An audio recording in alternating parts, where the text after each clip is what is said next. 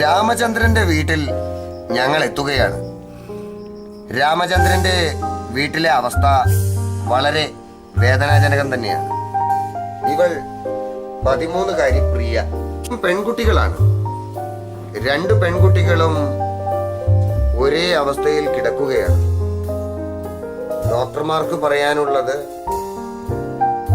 Gene വ്യതിയാനം എന്നാണ്.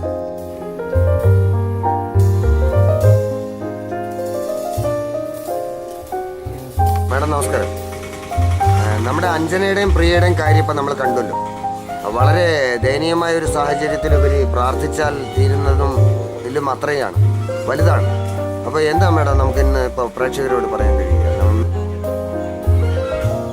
കഴിയുന്നത്? ഇനി നമ്മളൊരു യാചനയാണെങ്കിൽ കൂടി, ഭിക്ഷയാണെങ്കിൽ കൂടി 1 രൂപയെങ്കിലും അവരെ എത്തിപ്പെടുത്തണമേ, അല്ലെങ്കിൽ അവരുടെ ഈ അക്കൗണ്ട് നമ്പറുകളിലേക്ക് എത്തിപ്പെടുത്തണമേ എന്ന് നമ്മുടെ എങ്ങനെ പറയുക, അകമഴിഞ്ഞ് ആരാധിക്കുകയാണെന്നൊക്കെ പറയാം അല്ലേ?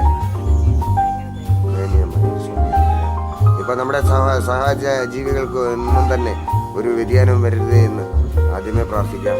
2 ലക്ഷത്തിൽ പരം നിമിഷങ്ങളുള്ള ഒരു സുദിനത്തിൽ സത്യസന്ധമായ ചില നിമിഷങ്ങളെ കുറിച്ചൊന്ന് ചെയ്യാം.